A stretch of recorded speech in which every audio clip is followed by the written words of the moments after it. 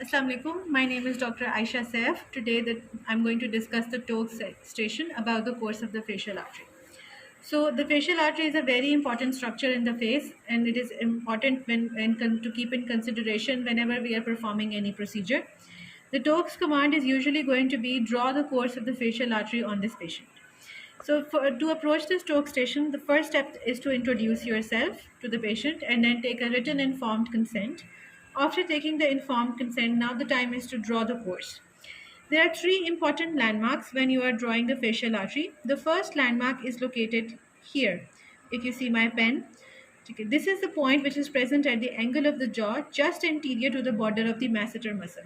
For this landmark, you have to give the patient the command to clench their teeth, and you have to palpate the masseter muscle and then make a point at the anterior border and just on the angle of the jaw. The second point in the course of the facial artery is going to be around here.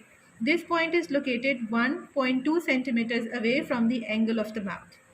The third point in the landmarks of the facial artery is going to be at the medial canthus of the eye, around here. Between these three landmarks, we are going to draw the course of the facial artery.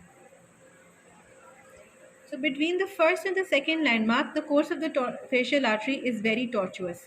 This tortuous course allows us to move the muscles of expression and mastication without stretching the artery.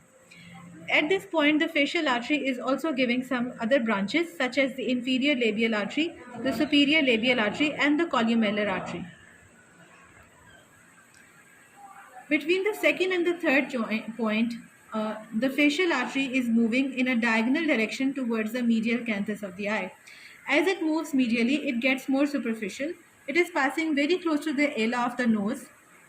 At this point, it is also giving the lateral nasal artery, after which it will now become the angular artery and reach the medial canthus of the eye. At this point, the course of the facial artery has ended, and now it will join and make an anastomosis with the other arteries of the face that are located in this region. Okay. After doing this, marking the course of the facial artery, we will now thank the patient and return to the examiner. The examiner's questions will most likely be directed now to the danger areas of the face, for which I have prepared a text message to help you understand them and the tips to avoid these danger areas. Thank you.